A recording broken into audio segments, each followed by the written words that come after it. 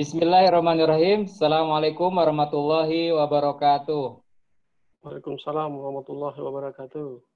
Salam sinergi, silaturahmi penuh energi. Sahabat-sahabat Gen Tangguh sekalian, pada sore hari ini kita akan lanjutkan nih belajar dari ahlinya, lantang, obrolan tangguh dengan judul, saya mungkin akan buat judul yang khusus untuk Bang Era ini, tantangan, cerita tentang pertambangan. Mudah-mudahan kita akan kembali lanjut mempelajari terkait dengan underground yang akan disampaikan langsung oleh expertnya yaitu Bang Era. Assalamualaikum Bang. Waalaikumsalam Kang Denny. Apa kabar? Sehat Bang? Alhamdulillah kabar baik, Iya, sehat. alhamdulillah nih. Kemarin sempat tertunda nih karena satu dan lain hal karena di perjalanan mungkin lagi kurang fit Bang ya. Iya. Baik, kesempatan ini rencananya akan sharing tentang apa Bang kalau boleh tahu? Alhamdulillah kita sekarang masuk ke bagian kedua ya Kang Denny. Sebelumnya kita berbicara masalah metodologi daripada tunneling yang terdiri dari NATM, terus TBM dan micro tunneling serta untuk underground, di mana kita mempelajari masalah metodologi untuk cut and fill dan block caving. Nah, sekarang kita masuk ke bagian kedua adalah bagaimana kita memperbaiki terowongan yang ambruk. Nah, kita akan membuat tujuh modul, tujuh bagian adalah salah satunya adalah kita sekarang untuk saat ini kita masuk ke bagian kedua adalah bagaimana mengatasi terowongan yang ambruk. Nanti yang ketiga kita akan membahas masalah bagaimana mencegahnya dengan suatu sistem yang dimana ground control management plan itu adalah suatu sistem bagaimana jangan sampai terowongan itu terjadi ambrukan. Setelah itu kita akan membahas masalah sistem penyanggaan dari terowongan itu sendiri. Jadi untuk modul yang kelima kita akan membahas masalah shotcrete sebagai sistem penyangga. Kedua untuk grouting sebagai sistem penyangga dan sistem injeksi. Dan juga kita akan membahas juga masalah bagaimana quality control di terowongan dan underground. Jadi kita ada semuanya ada 7 modul, Kang Denny. Untuk saat ini kita memasuki modul yang kedua. Modul pertama kita sudah bahas. Jadi kalau ya silakan Kang Denny. Ya, Bang Era, baik. Ini modul kedua ini kita akan membahas mengenai bagaimana caranya mengatasi terowongan yang ambruk, Bang ya. Betul, Kang Denny. Sebagai informasi, sahabat-sahabat sekalian, pernah beberapa kali mungkin Bang Era ini ngisi materi di instansi terkait, dan alhamdulillah responnya sangat luar biasa. Dan kebetulan ada salah satu teman saya juga, dia sangat tertarik sekali ketika mendapatkan buku dari Bang Era. Mudah-mudahan nanti sahabat Gen Tangguh yang mengikuti dari seri 1 sampai 7, nanti kita akan beri door prize Bang ya. Buku Betul, dari ini siap nanti akan difasilitasi oleh Gen Tangguh. Baik, kepada Bang Era dipersilahkan Bang. Ya, baik Kang Denny. Di dalam pembuatan terowongan pasti kita permasalahan yang kita hadapi adalah bagaimana kita menjaga terowongan jangan sampai ambruk. Itu merupakan suatu tantangan kita bagaimana terowongan kita jangan sampai ambruk. Nah, di sini saya akan coba memberikan suatu gambaran bagaimana memperbaiki terowongan yang ambruk dengan menggunakan teknologi resin injection. Jadi injection itu adalah suntikan, di mana kita tahu bahwa ada 2 metode, adalah dengan semen dan dengan resin. Jadi untuk kesempatan ini saya akan coba membahas masalah resin. Di sini kita membagi terowongan itu kapan terjadinya ambrukan. Saya membagi di sini ada tiga.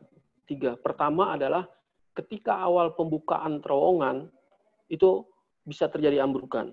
Kedua, ketika kita sudah membuka terowongan terjadi ambrukan dan setelah selesai pembukaan terowongan. Jadi kalau kita lihat di sini, terowongan yang paling sering ambruk adalah pada saat pembukaan pertama.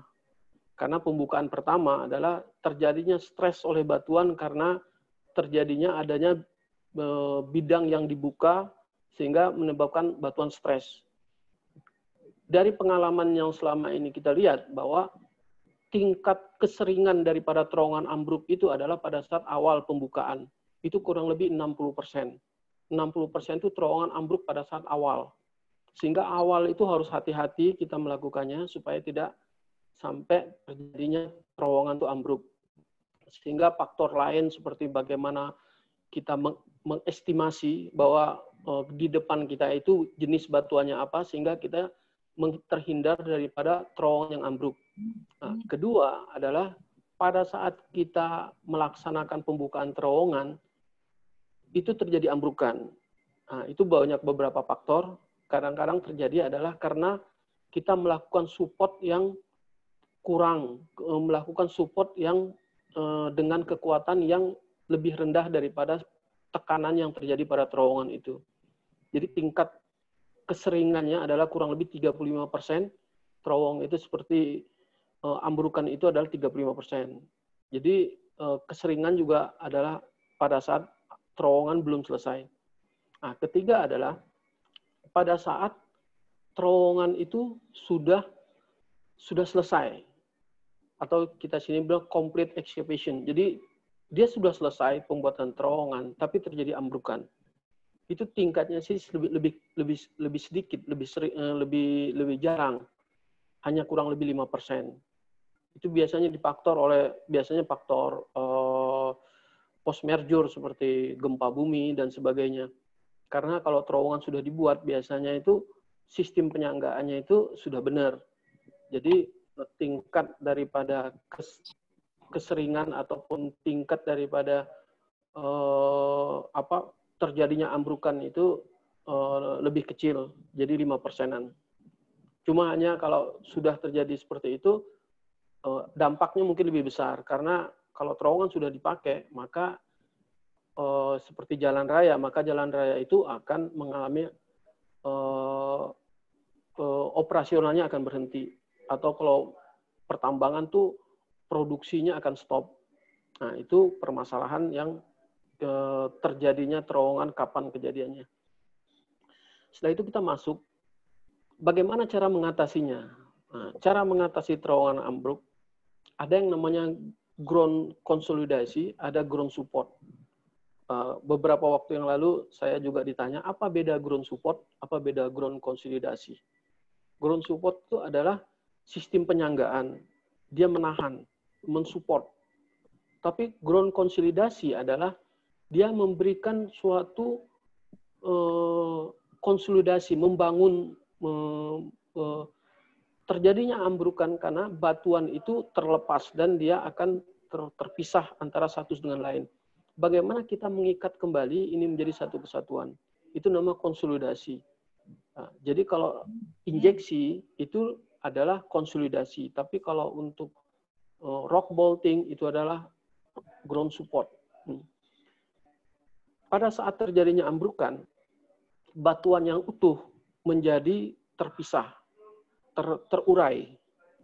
Nah, permasalahan sekarang bagaimana kita menahan, kita memperbaiki batuan yang terurai ini. Dengan cara apa? Membuat dia menjadi kompak kembali. Adalah dengan cara diinjeksi. Dia akan menjadi kompak dan dia akan menjadi satu kesatuan dan mengikat satu sama lain. Nah, di sini tahapan daripada pembuatan perbaikan terowongan adalah pertama ground konsolidasi. Kita membuat batuan itu menjadi utuh dulu kembali. Karena tidak bisa kita memberi penyangga seandainya batuan itu lepas. Nah, kita sebut di sini adalah ground konsolidasi preliminary. Jadi konsolidasi pada saat awal. Itu ada dua tipe yang kita gunakan, yaitu menggunakan semen atau resin. Resin itu ada sejenis bahan kimia. Kalau semen itu adalah semen yang biasa kita gunakan yang untuk bangunan dan sebagainya, semen seperti itu. Kedua, setelah kita membuat dia menjadi satu kesatuan utuh, kita adalah memberikan supporting, memberikan penyanggaan. Nah, itu tahap kedua. Adapun tipe-tipe penyanggaan itu adalah shotcrete. Kita harus membuat dia permukaannya itu adalah menjadi rata dan tidak ada bidang lemah yang menjadi batuan jatuh kembali. Jadi kita lakukan shotcrete, kita melakukan rock bolting. Rock bolting itu kita mengangkur, memberikan suatu kekuatan seperti jangkar, angkur supaya dia tidak jatuh. Nah, tahapan ketiga adalah kita membuat steel set. Steel set itu seperti gambar di tengah, kita lihat bahwa dia merupakan kerangka baja yang berfungsi adalah memberikan suatu menahan beban yang terjadi di atas. Setelah tahap kedua kita lakukan, kembali lagi kita mengkonsolidasi daripada batuan itu. Karena apa? Karena ketika kita membuat ground support, pasti ada lubang kosong, ada lubang gap yang tidak terisi. Nah, disitulah fungsi dari ground konsolidasi finishing untuk membuat dia antara ground support dengan batuan yang lapisan batuan yang akan runtuh tersebut, terisi. Nah, itu adalah tahapan secara umum. Memang ada beberapa pelaksanaan yang terbalik dalam arti kata, mereka melakukan ground support dulu, baru melakukan konsolidasi. Sebenarnya itu kita kalau melakukan ground support dulu, berarti terjadinya ambrukan pasti terjadinya pressure, adanya energi. Energi kita tidak bisa lawan. Kita mau ketebalan berapapun habim, seandainya load stres yang terjadi itu lebih besar, maka habim itu akan bengkok. Tujuan kita ground konsolidasi adalah memindahkan energi yang ada itu menjadi di tempat yang lain, membuat dia menjadi solid sehingga energi itu kita pindahkan dulu. Setelah itu baru kita sangga. Selama masih ada energi yang di situ, kita tidak mampu menyangga. Energi itu kekuatan alam yang memang kita nggak bisa atasi. Jadi tahapan-tahapan ini adalah harus kita lewati, harus kita lakukan. Tidak bisa kita dengan panik kita langsung pasang habim sebesar bagaimanapun, tapi dengan pressure yang besar, habimnya justru akan bengkok. Jadi seperti itu. Tahap-tahapan itu bagaimana kita memindahkan energi terlebih dulu, setelah energinya terpindahkan baru kita memberi support, setelah itu kita membuatnya menjadi solid. Seperti itu kira-kira untuk tahapan secara umum. Setelah itu kita akan coba melihat, sekarang kita berbicara masalah injeksi. Apa saja parameter suatu injeksi itu berhasil? Karena injeksi ini agak sulit dalam arti kata adalah harus dilakukan dengan benar. Kalau ground support mungkin hanya tinggal dipasang, presisi tidak perlu segala apa, sudah bisa dilakukan. Tapi kalau injeksi kita harus tahu dulu. Kita harus tahu posisinya di mana. Injeksi ini adalah penyebaran daripada si resin itu sampai sejauh berapa, itu harus dipelajari. Jadi ada 3. Keberhasilan suatu injeksi untuk mengatasi ambruknya ada 3. Pertama adalah kita harus tahu materialnya. Material kita harus tahu. Banyak material-material yang ada, sehingga kecocokan daripada material itu harus kita sesuai dengan kondisi ambrukan, kondisi batuan sekitarnya. Kedua adalah masalah peralatan, equipment, pompa yang kita gunakan harus sesuai. Kita harus menggunakan berapa bar, jangan sampai kita memberikan pressure yang terlalu tinggi ataupun terlalu rendah sehingga si material itu tidak mengisi. Ketiga, masalah metodologi aplikasi, bagaimana kita bikin desain, bagaimana dan sebagainya. Nah, di sini saya coba membahas masalah material.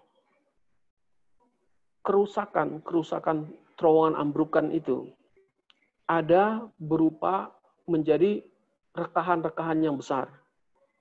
Ada berupa rekahan-rekahan yang kecil, ada berupa gua-gua yang besar. Nah, di situ kita mengklasifikasi ada 3 material yang kita gunakan. Pertama, dengan kondisi materialnya itu crack-nya kecil, tapi dia border gitu. Itu kita namakan small crack-nya. Small crack. Crack-nya kecil, tapi batuannya besar. Small crack. Itu ada tipenya lagi, khusus untuk resin yang seperti itu, dengan bagaimana menahan beban ini dan dia mengikat daripada crack yang kecil. Itu small crack. Ada yang namanya big crack, cracknya besar. Crack besar itu berbentuk gua, cavity. Itu ada tipenya lagi. Jadi yang small crack ini lebih condong dengan tipe resin yang mempunyai kekuatan bonding yang tinggi, kekuatan daya rekat yang tinggi. Nah, dia itu akan mengikat batuan yang lepas, yang batuan besar-besar tapi lepas, akan diikat sama dilem oleh dia. Nah, jika dia ambruk dan terjadi ada gua besar, kita memerlukan yang namanya cavity filling. Itu berbentuk foam, sehingga si resin ini bisa mengisi di dalam rongga lubang yang besar itu, dan dia mengembang. Dia berbentuk busa, seperti mengembang. Tujuannya adalah supaya tidak ada bidang kosong. Karena ambrukan terjadi adalah dia akan mencari bidang kosong. Disitulah bidang lemahnya, weak zone-nya adalah di bidang lemah. Bagaimana kita jangan sampai terjadi ada bidang lemah. Di situ akan diinjeksi, disuntik dengan material yang bisa mengembang, bisa seperti foam, dia bisa membesar. Material yang digunakan itu bisa mengembang sampai 30 kali dari ukurannya. Jadi kalau kita mau menyuntik dengan contohnya 1 liter, dia menjadi 30 liter. Tujuannya apalah? Mengisi rongga-rongga yang besar. Nah, yang ketiga adalah kita keambrukan ini bisa juga terjadi karena air. Air itu kita tahu tidak bisa kita, dia ada suatu energi dan dia akan merusak struktur batuan yang ada di sekitarnya. Bagaimana sekarang kita menyetop air itu? Itu menggunakan lagi ada resin yang dia juga seperti mengembang. Jadi dia menutup rongga-rongga itu. Dia seperti foam itu busa. Nah, jadi 3 tipe material itu harus kita pelajari sebelum kita melakukan perbaikan. Jadi semua tipe mempunyai karakteristik yang berbeda, mempunyai tujuan yang berbeda. Nah, kedua kita membahas masalah equipment, mempelajari masalah sistem pompa. Resin ini ada 2 tipe. Ada 2 tipe yang saling menyatu. Ada namanya bagian A dan bagian B. Jadi kita harus menggunakan 2 tipe. Semua material yang ada, kalau terjadi reaksi, dia akan adanya katalisator, ada namanya material base, ada material katalisator. Resin juga ada. Jadi A ada B. Kalau kita lihat semen itu kalau dia hanya unsur sendiri dia tidak akan bereaksi. Katalisatornya apa? Katalisator semen itu adalah air. Ketika dia ketemu sama air dia akan bereaksi, membentuk menjadi keras. Nah, seperti gitu resin. Ada part A, part B. Nah, seperti juga kita lem itu ada katalisatornya. Lem kalau kita masukin ke dalam botol ataupun dalam tempat, ketika kita tutup dia tidak bereaksi. Ketika kita buka dia akan mengering. Berarti katalisatornya air. Jadi resin diciptakan ada A sebagai resin base atau material resin, B adalah sebagai katalisatornya. Bagaimana dia bekerja? Sistem pompanya adalah menggunakan 2 pipa. 2 pipa seperti itu. Karena resin ini adalah mengisi rongga-rongga, sehingga diperlukan pompa dengan pressure yang tinggi. Jadi resin ini mempunyai pressure sampai 100 bar. 100 bar. Jadi 100 bar itu dia ada punya packer. Jadi packernya akan pecah di 50 bar. Setelah 50 packernya pecah, setelah itu resin akan masuk ke dalam rongga tersebut sampai 100 bar. Nanti dia akan ada tendangan balik sehingga pompa itu ada pressure gauge yang menunjukkan bahwa di sana sudah penuh dilakukan penyuntikan. Nah, setelah kita pelajari material, kita mempelajari peralatan, ketiga adalah kita melihat bagaimana tahapnya. Seperti tadi tahapnya harus tadi yang setelah kita singgung bersama bahwa pertama ground konsolidasi, kedua ground support, kembali lagi ground konsolidasi. Sekarang bagaimana aplikasi si resin ini? Pertama kita harus tahu di mana posisi daripada rongga itu. Kita tidak bisa melihat secara langsung karena itu adalah terjadi di dalam tanah dan kita tidak bisa melihat. Maka diperlukan namanya geotek investigasi. Bagaimana cara geotek melihat di mana rongga yang terbesar, berapa besar rongga itu adalah ada alat yang namanya itu GPR, Ground Penetration Radar, yaitu dia melihat di dalam batuan itu, melihat rongganya sebesar apa. Nah, nanti akan memunculkan suatu gelombang.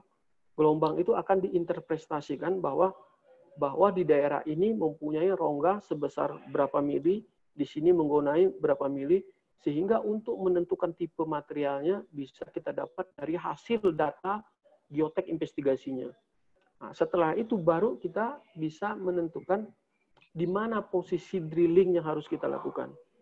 Jadi kita harus tahu di mana rongga yang terbesar, terus drilling di situ kita lakukan, terus material untuk daerah situ bagaimana. Nah, itu perlu desainnya, posisi-posisinya itu dari hasil data yang kita ambil dari GPR tersebut. Jadi seperti itu parameter daripada suatu kesuksesan itu adalah ada 3 secara umum. Kita tidak bisa mengabaikan salah satu. Misalnya kita menggunakan mesin yang tidak sama, maka hasilnya juga nggak berhasil sukses. Atau kita tidak melakukan investigasi geotek sehingga kita tidak tahu di mana posisi yang harus kita injeksi. Nah, di situ memang butuh satu kesatuan sehingga hasil yang kita dapatkan adalah benar-benar menghasilkan ground konsolidasi yang benar dan sesuai yang kita harapkan sehingga pengatasan terowongan itu bisa kita atasi. Terus selanjutnya di sini saya akan coba jelaskan growthing injeksi itu ada namanya pre-injection, ada post-injection. Nah, pre-injection itu seperti tadi, kalau terjadi ambrukan awal, istilahnya pembukaan terowongan, biasa dilakukan pre-injection. Jadi di depannya itu ditemukan batuan yang jelek, batuan yang lunak, sehingga dilakukanlah pre-injection. Tapi ketika terowongannya sudah maju ke depan dan ambrukannya di belakang, maka disebut post-injection. Jadi injeksi yang terjadi setelah kita membuka terowongan. Begitu juga dengan terjadinya ambrukan setelah pemakaian terowongan, maka post-injection. Di sini saya coba memaparkan ada beberapa distributor supplier untuk ground support ini. Salah satu saya ambil contoh dari Normet. Normet ini produksi dari Inggris ya, dari England. Dia sudah cukup lama untuk proses-proses untuk perbaikan tunnel. Jadi di sini dalam perbaikan terowongan itu ada sistem semen, ada sistem resin. Semen itu ada semen khusus. Kita bisa menggunakan semen yang dipakai seperti secara umum, tapi semen yang lebih akurat adalah semen yang khusus. Semen yang kita pakai sekarang, yang dipakai oleh secara umum, tipe semen itu ada 2, ada OPC, ada PPC. PPC itu yang biasa dijual di toko bangunan. Jadi PPC itu Portland Pozolite Cement. PPC itu yang dijual di toko-toko bangunan. Kalau OPC, Ordinary Portland Cement, itu yang dipakai untuk proyek-proyek tertentu. Jadi dia untuk misalnya gini, contoh pembuatan jembatan Suramadu, Surabaya Madura, itu menggunakan OPC. Jadi pembuatan tol-tol, pembuatan jalan-jalan layang, itu adalah OPC. Perbedaannya adalah OPC itu adalah murni semen. Kalau PPC, Portland Pozolite Cement adalah sudah dicampur, dioplos istilahnya. Sehingga kualitasnya masih di bawah daripada OPC. Jadi untuk semua proyek-proyek yang disyaratkan, misal proyek tambang, sipil, itu menggunakan OPC. Kalau yang PVC itu yang biasa kita jual-jual di toko bangunan.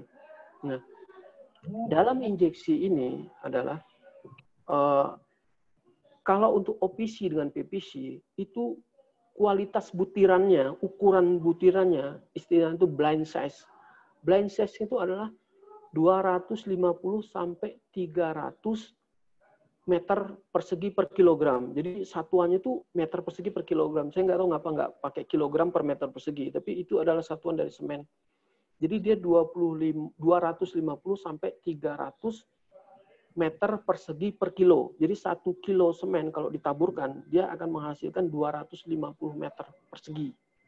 Seperti itu untuk semen OPC dan PVC. Nah, adapun untuk injeksi menggunakan semen yang sangat halus. Namanya itu micropine semen. Bahkan ada yang lebih halus lagi namanya ultrapine semen.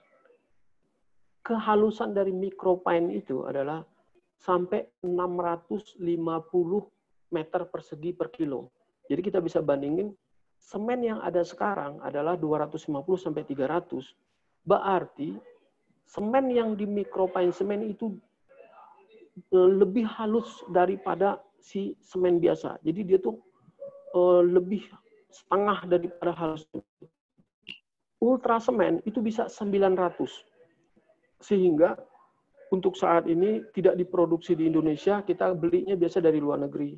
Karena produksi semen yang ada di kita hanya memproduksi untuk OPC dan PVC. Untuk mikro semen sama ultra semen itu tidak diproduksi. Itu untuk semen. Terus untuk resin ada namanya bahan poliuretan dan urea silikat. Poliuretan itu adalah dia akan mengembang, yang tadi saya bilang, menjadi foam. Kalau yang urea silikat itu dia flat, istilahnya bonding, dia seperti lem. Dia tidak mengembang tapi mengisi yang kuat. Ada lagi yang lebih halus, namanya arkilik. Arkilik itu seperti air, dia bisa mengikat. Arkilik dan koloidal. Nah, itu lebih halus lagi. Dan silika itu lebih halus lagi. Jadi seperti itu kira-kira gambaran saya untuk bagaimana mengatasi terowongan yang ambruk. Jadi saat ini resin itu merupakan teknologi yang paling tercanggih. Memang untuk harga lebih mahal dibandingkan semen. Cuma dari segi fungsi itu lebih kuat daripada semen. Dan dia mengikat cukup kuat. Itu sudah banyak dilakukan. Injeksi resin ini dulu ketika ambrukan di Freeport di panel 5 dan panel 6 kita menggunakan resin. Ketika ambrukan di Cibaliung di draw point 5 dan 4 itu kita juga menggunakan resin. Jadi mungkin seperti itu gambaran saya untuk mengatasi ambrukan. Jika ada pertanyaan sudah bisa kita bahas di video selanjutnya.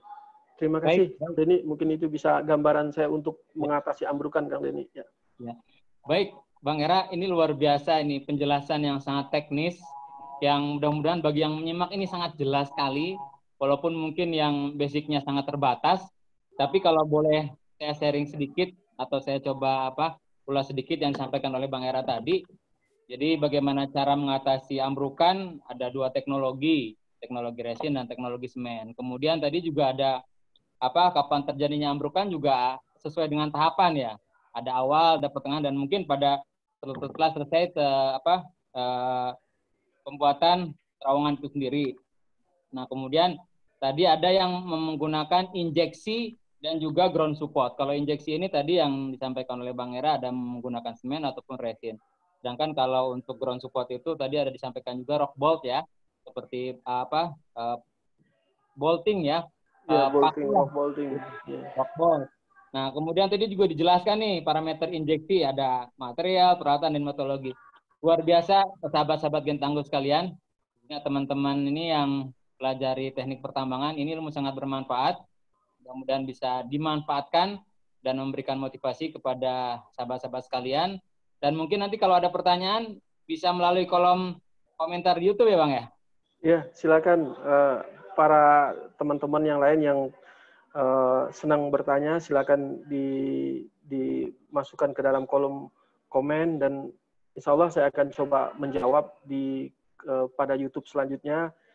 minimal kita bisa, meskipun dalam kondisi ini kita bisa berkomunikasi.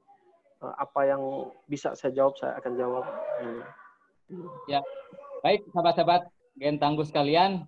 Jadi silakan untuk bisa memberikan komentar atau pertanyaan dalam kolom komentar channel YouTube Gen Tangguh, dan nanti akan direkap. Kemudian pada episode selanjutnya kita akan bahas ataupun nanti akan dijawab melalui tertulis. Jadi sahabat-sahabat sekalian, mudah-mudahan tiap pekan kita akan mendapatkan materi khusus ini spesial sekali dari Bang Era sebagai underground dan tunneling expert. Mungkin ada pesan sebelum materi yang ketiga pekan depan, Bang Era?